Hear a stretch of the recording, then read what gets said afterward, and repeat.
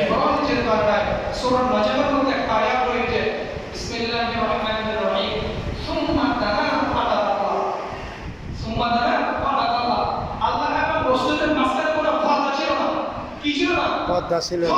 না সুবহানাল্লাহ সুবহানাল্লাহ বলেন না সুবহানাল্লাহ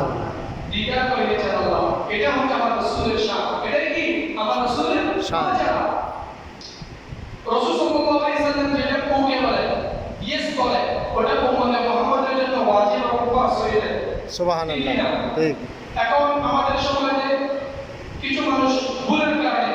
তারা বাইকালের সাথে অথবা এমনিতে তারা ছেড়ে দেয় কি ছেড়ে দেয় তারা ছেড়ে দেয় বলে রাসূল তো তারা বিমার নাই নাউজুবিল্লাহ বলে কি মার নাই তারা বিমার নাই এটা তোহমতে না এটা কি এটা মিথ্যা আল্লাহ রাসূল সাল্লাল্লাহু আলাইহি ওয়াসাল্লাম যদি 30 টা রমজান বা 29 টা রমজান তারা বাইকালের সাথে তারাবি মসজিদে গিয়ে আদায় করতেন এটা উম্মতের জন্য ওয়াজিব হয়ে যেত কি হয়ে যেত ওয়াজিব হয়ে যেত এই বলে আল্লাহ রাসূল সাল্লাল্লাহু আলাইহি ওয়াসাল্লাম ঘরের মধ্যে তারাবি নামাজ আদায় করেছেন যেন উম্মতের জন্য কষ্ট না হয় উম্মতের জন্য কোনো কিছু না হয় কষ্ট না হয় এখন অনেকেই বলে আল্লাহ রাসূল 8 রাকাত করেছেন 12 রাকাত করেছেন ওগুলো আল্লাহ রাসূল সাল্লাল্লাহু আলাইহি ওয়াসাল্লাম বলেছেন সেটা সত্য ওটা একেবারে মীমাংসা করে দিয়েছেন ফারুক আযম এর মীমাংসা করে দিয়েছেন ফারুক আযম বলেছে যে ইলম কার বেশি আছে ফারুক আযম বলেছে যে সাহস কার বেশি আছে ফারুক আযম বলেছে যে যোগ্যতা কার বেশি আছে ফারুক আযম বলেছে যে তীক্ষ্ণ বুদ্ধিমান বীর বলবান পৃথিবীর জমিনে আর কে আছে তুমি কে ফারুক আযম বলেছে যে বরবাদকারী তুমি উম্মতে মুহাম্মাদকে বদমাশকারী উম্মতে মুহাম্মাদকে তুমি কি বদমাশকারী ফারুক আযম বিশ্বকাপ তারাবি ফয়সালা দিয়ে দিয়েছেন স্পষ্ট ভাষায় তিনি নিজেও আদায় করেছেন ফারুক আযমের সাথে অন্যান্য সাহাবা যারা ছিল সবাই ঐক্যবদ্ধ হয়ে ফারুক আযমের ইমামতিতে বিশ্বকাপ তারাবি আদায় করেছেন এজন্য মক্কা এবং মদিনায় এখনো বিশ্বকাপ তারাবি চলমান সুবহানাল্লাহ সুবহানাল্লাহ যারা বলে আমরা দেশে রাকাত করি 6 রাকাত করি বলে যে আর দেশ আমাদের দেশের ঈমান নয় আমার ঈমান হলো কোরআন এবং সুন্নাহ আমার ঈমান কি কোরআন এবং সুন্নাহ আল্লাহ রাসূল সিদ্দিক আকবর ফারুক আযম হযরত আলী হযরত উসমান আমার ঈমান আমার কি ঈমান আল্লাহ তাআলা আমাদের বোঝার মতো তৌফিক দান করুন আমিন বলতে চাইলাম আল্লাহ রাসূল সাল্লাল্লাহু আলাইহি ওয়াসাল্লাম বলেন ফাযিলাতুহু বিকাউলিহি কারীমি আলা ওয়া আনা হাবিবুল্লাহ রাসূল সাল্লাল্লাহু আলাইহি ওয়াসাল্লাম মর্যাদা অনেক তিনি নিজেই বলেন আনা হাবিবুল্লাহ আমি কে হাবিবুল্লাহ আল্লাহ রাসূল নিজেই বলেন তিনি কে হাবিবুল্লাহ ইব্রাহিম খলিলুল্লাহ ইব্রাহিম কি খলিলুল্লাহ আমার রাসূল বলেন আমি হাবিবুল্লাহ ইব্রাহিম আলাইহিস সালাম আল্লাহকে রাজি খুশি করার জন্য আল্লাহর সন্তুষ্ট অর্জনের জন্য আল্লাহকে খুশি করার জন্য আল্লাহ যেটা যেটা বলেছেন সবটুকু করেছেন ঠিক না আর আমার আল্লাহ হাবিবকে খুশি করার জন্য হাবিব যারা যারা চাইবেন যাই বলবেন যেরকম বলবেন তার সবটুকু দিয়ে হাবিবকে সন্তুষ্ট করবেন উচ্চ আওয়াজ দিয়ে সুবহানাল্লাহ এই জন্য তো বলা হয় তোমাদের একটা প্রশ্ন হবে তোমার নবীকে যদি আমি আপনি নবীকে না চিনি তাহলে আমার জন্য আপনার জন্য জাহান্নাম ওয়াজিব হয়ে যাবে নাউজুবিল্লাহ এই জন্য তো আপনার কাছে ঈদ মিলাদুন নবী করি কি করি মিলাদুন নবী ইনশাআল্লাহ রাতে আলোচনা হবে এই বিষয় নিয়ে তো يا أيها المؤمنون العاشقون هي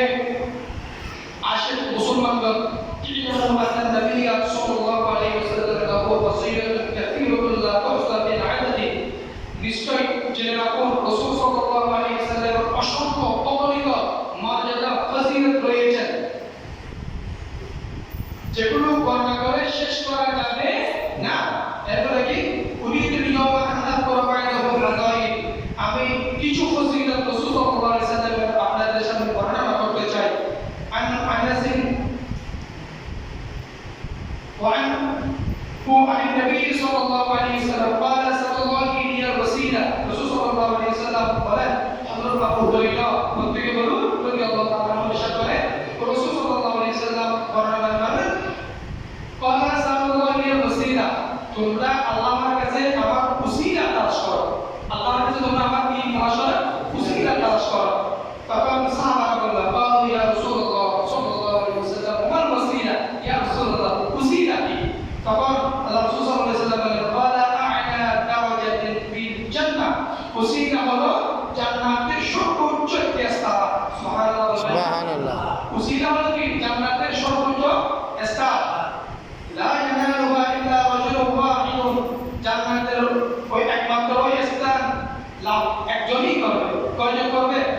অর্জন করবে কি ওয়াজু আন আকুনা আনা হুয়া ওই জান্নাতের সর্বোচ্চ স্থান মর্যাদা আমি আশা করি আল্লাহ তাআলা আমাকেই দিবেন সুবহানাল্লাহ। আচ্ছা এরপর হাদিসে আল্লাহ হুরায়রা কি বলেন ক্বালা ফাউসা হিল্লাতুন মিন হুলাইল জান্নাহ হযরত আবু হুরায়রা রাদিয়াল্লাহু তাআলা রাসূল ইরশাদ করেছেন হাশরের ময়দানে যখন সমস্ত মানুষ উপস্থিত হবে আল্লাহ রাসূলকে যখন উপস্থিত করানো হবে তখন হিল্লাতুন মিন হুলাইল জান্নাহ রাসূল সাল্লাল্লাহু আলাইহি ওয়াসাল্লামকে জান্নাতের উচ্চ মর্যাদাপূর্ণ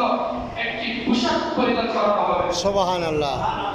হাশরের ময়দানে রাসূল সাল্লাল্লাহু আলাইহি ওয়াসাল্লামকে উপস্থিত করার পূর্বে জান্নাতের উচ্চ মর্যাদাপূর্ণ একটি কি পরিধান করানো হবে পোশাক। পোশাক এরপরে কি সুম্মা আকুমু আলা ইয়ামিনিল আরশি আল্লাহ রাসূল সাল্লাল্লাহু আলাইহি ওয়াসাল্লাম বলেন আমি আরশের ডান পাশেই থাকবো ওই স্থান আর কারোর জন্য নয় এরপরে কি আহাদুম মিন খালাইক ইয়াকুলু যালিকা মাকাম ফি গায়রি রাসূল সাল্লাল্লাহু আলাইহি ওয়াসাল্লাম বলেন আমি ব্যতীত ওই স্থানে ওই আরশের ডান পাশে আর কোনো নবী কোনো পয়গম্বর কোনো কিছু দাঁড়াতে পারবে না। শুধু আল্লাহ রাসূলের মর্যাদা বোঝানোর জন্য আরশের ডান পাশে আল্লাহ তাআলা কাকে দান করবেন রাসূলুল্লাহ সাল্লাল্লাহু আলাইহি ওয়াসাল্লাম কিভাবে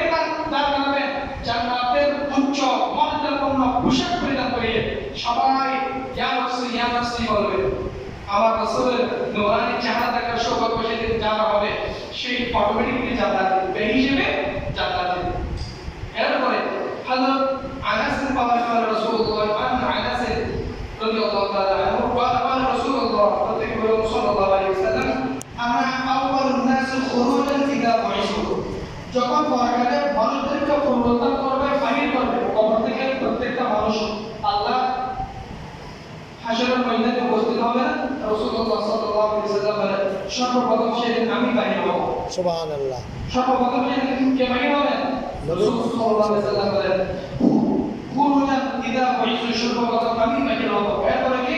ওয়া আনা কাইদুহুম ইদা কবাদু ওয়া আনা তাবিদুহুম ইদা আনসাতু রাসূল সাল্লাল্লাহু আলাইহি ওয়াসাল্লাম বলেন হাশর মাসের জন্য দলবদ্ধ হয়ে অগ্রসর হবে ওই অগ্রসরের সর্বপ্রথম নেতৃত্ব দেব আমি রাসূল সুবহানাল্লাহ। এরপরে বলেন আমি হাশরের ময়দানে যখন স্তব্ধ একেবারে কোটি কোটি কোটি কোটি মানুষ থাকবে আদম থেকে ঈসা পর্যন্ত সমস্ত মানুষ সমস্ত জীব সমস্ত সৃষ্টি সেখানে থাকবে সবাই ইয়া নাফসি মাওলা ইয়া নাফসি আরম্ভ করবে সবাই একেবারে মাঠটা স্তব্ধ থাকবে কোনো আওয়াজ হবে না ওই হাশরের ময়দানে আমার রাসূল বলেন আমি বক্তৃতা পেশ করব বক্তব্য দেব সুবহানাল্লাহ। কোন নবী সেদিন বক্তব্য দেবে না কোন রাসূল সেদিন বক্তব্য দেওয়ার সুযোগ হবে না কোন রাসূলকে সেদিন মাকাম দেওয়া হবে না শুধু আমি রাসূলকে বক্তব্য দেওয়া কি দেওয়া হবে সুযোগ দেওয়া হবে এরপর কি এরপর আবার বলা হচ্ছে ওয়ানা মুস্তাশফিউহুম ইযা হুবিসু ওয়ানা মুবাশশিরুহুম ইযা ইয়াইসু আর যখন অপরাধীকে আটক করা হবে অপরাধীকে কি করা হবে আটক করা হবে তখন আমি তাদের সুপারিশকারী হব সুবহানাল্লাহ। সুবহানাল্লাহ। আপনারা কি মনে করেন নামাজ দিয়ে রোজা দিয়ে যাকাত দিয়ে সদকা দিয়ে নেক আমল করে আমি আপনি কেউ জান্নাতে যেতে পারবো তারা আপনারা সুবহানাল্লাহ জোরে বলতে গেল আল্লাহ রাসূলের সুপারিশ না হলে আমি আপনি পৃথিবীর কোনো মানুষ জান্নাতে গেল হবে না সুবহানাল্লাহ। তো এই জন্য আল্লাহ রাসূল সাল্লাল্লাহু আলাইহি ওয়াসাল্লাম ইরশাদ করে যখন অপরাধীদেরকে আটক করা হবে তখন আমি তাদেরকে কি করব